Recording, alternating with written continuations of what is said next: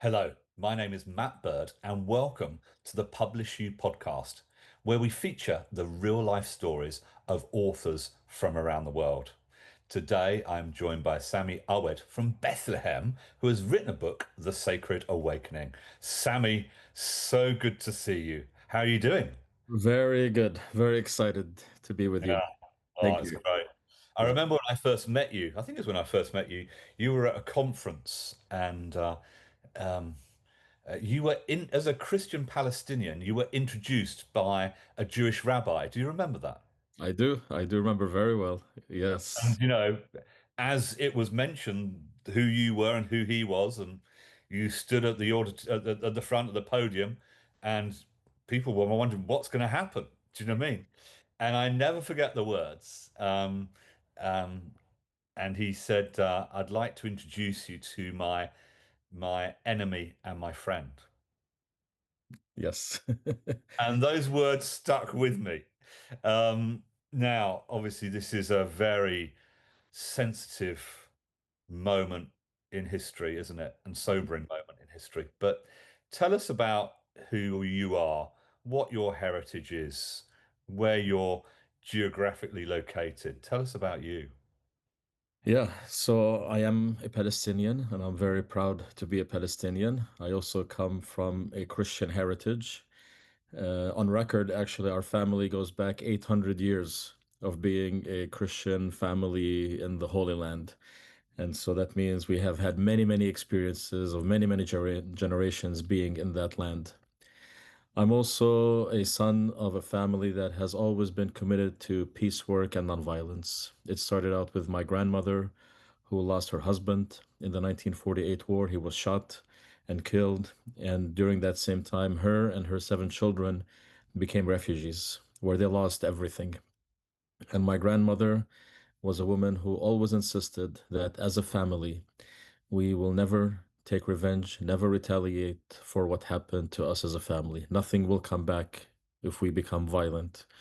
But also, always insisted that as a family, we will always try to seek peace and reconciliation with those who did this to us. That is how she defined justice. That's the seed that she planted in us as a family. Yeah. I mean, Sammy, just got to jump straight in there. I mean, incredible. But who planted that seed in your grandmother? That's a really good question. It's her faith. I really believe that she understood Christianity in a very particular way, and in my opinion, in the best way that Christianity needs to be understood and can be understood. That we are called, we are commanded to love our enemies, we are commanded to be peacemakers. That's how she understood faith. She didn't study theology, she didn't go to seminary, she was a nurse in a hospital, but she truly lived the words of Jesus in her life. And that's what she tried, and I think for a great part succeeded in teaching us as her Mm, children and us as grandchildren as well. mm. What a legacy to leave. She is a legacy, and then for me, she is a big reason why I do everything that I do. And in my journey in life, I was also very much influenced by her son, an uncle of mine, who was known as the Gandhi of Palestine in the 80s, promoting nonviolent resistance. He was even deported by the Israeli government because of his work in nonviolence. And during that time, I made a commitment. I was 16 years old. I said, I'm going to learn nonviolence. I want to understand what is the power of nonviolence. And that has been the journey for the Mm. last 30 years now, more Yeah, yeah. years of my life, actually. Yeah. So in the last, how would you, for some, I mean, some people are listening to this, watching this, reading this, they don't know Sammy. How would you, in essence, describe your work to them? What is the work you're involved in day to day? Well, I would start by labeling myself as an activist. I'm an activist. I believe in peace. I believe in justice. And for us to engage in peace and justice, we have to actively engage in making it happen. We have to resist systems of oppression and systems of violence. We have to engage in actively creating alternative systems of reconciliation and peace and love and community between each other. And so my commitment is activism. And for me, activism is not just in terms of the actions of nonviolence and protesting and demonstrating. Activism is also the deep understanding and awareness of the realities we live in, the narratives that we have inherited, the traumas, the collective traumas that people have inherited from their ancestors, especially in our context, looking into the Jewish trauma that was inherited from their experience in Europe, especially in Germany, and during the time of the Holocaust. And for us as Palestinians, the continuous trauma, as you said, these are very difficult times, or the Nakba, the catastrophe that we have lived as Palestinians for over 70 years continues until this day. And so these legacy burdens that we carry need to be addressed as part of peacemaking. Also, for me, activism is visioning. What is the future we want to create? Where do we want to go? It's not just about resisting what is happening, but what is the vision of a future that we want to create that is embedded in peace and justice and equality in the land that I love and live in? Amazing, amazing. And so, being involved in this work, it can't have taken much to make you think it's about time I wrote a book about it. Yes. What was it? What was the trigger for you that got you to that point? Interestingly, the trigger for me to write this book wasn't the political reality that I was living in. It was the disappointment in faith and religion that I was born into and grew up into, which is the Christian faith. I was born into a Christian family, a very, very committed Christian family. My father started the Bethlehem Bible College, the only biblical institute to train Palestinian Christian leaders. I have an uncle who's a minister, a very well known and respected pastor and minister in the church in the land. So I grew up in the Christian context. I accepted Christ as my personal savior at a young age. I felt this was it. But as I was growing up, I began to also experience the disconnect from faith, from religion. I began to recognize the hypocrisy of the church, that there are teachings of Jesus that I dearly loved and wanted to follow. And there was an institution and a structure and a theology and a framework that was about division, that was about fear, that was about if we don't do this, we are going to go and to hell. Uh, that was a completely different narrative. And for me, I think the book came out of this idea, and it is connected to politics in a certain way because ultimately Jesus does call us to be peacemakers. Also, he demands us to love the enemy. And at one point, I began to ask the question, what does it mean for me as a Palestinian to follow the teachings of Jesus, not of Christianity, not of the church, of Jesus? And that opened my eyes to discovering Jesus. And Yeah. I say this sometimes with deep sadness, where I have to say I had to discover Jesus when I stepped out of Christianity in a way. And as the more I discovered Jesus and his teachings and the amazing wisdom that he lived and the amazing vision that he carried for humanity, the more I began to dedicate my life to this. And that's where the book idea came out. Because when I started talking about it more and more, Yeah. people around me started saying, "Oh, where's the book? You need to write a book. Uh, this has to turn into a book." And I hesitated for some time about it. I'm not an author or writer, but then it just came to the point where there was so much demand that okay, it's time to sit Yeah. down and put it in paper. Yeah. And we've been friends for many years, and yeah, we had a conversation, and I remember. Yeah. I mean, we'll come back to the book again in a moment. What was it about the writing my book course that you found helpful in your writing journey? Well, to even think about writing a book is like I compare it to somebody who doesn't know anything about astronomy or physics or science and being asked to build a space shuttle and send it to the moon. That's how big it was for me. It's just, it's not that I don't even know how to do it. I don't even know where to start from. And the course was powerful because it just provided a step-by-step simple approach for me to begin and sit, and write a simple statement, write an outline, write the sections, and writing it with this understanding that everything can change, but just begin to write. And the simple step-by-step approach was so helpful for me. I was surprised. I ended up doing a space shuttle in a way. Yeah, Just, something. was it an 80,000 word space shuttle? Something like Yeah, that. yeah, it was amazing how just things began to flow, and it's deep gratitude to the work that you're doing and your coaching in this space that really, really helped me put ideas into words and words following each other and coming up at the end with this book. Yeah. And how do you feel now? The book is globally available. Anybody, anywhere. I mean, I remember I published my first book, or had my first book published. I felt slightly naked walking down the street because I thought anybody on this street could have bought my book and read it and know things about me that most people don't. I mean, how do you feel now your book is published? I have all the emotions. One emotion is relief that Yeah, it's done after all this time. It's out there. Another reaction is, yeah, did I do a good job? Did I miss something? Did I overdo it in something? I'm going through all of these thoughts, but there is that sense of satisfaction. It's out there. The ideas are out there. They might not be in perfect writing. English is not my first mother tongue language, but it's out there, and I hope that people will see some value in it.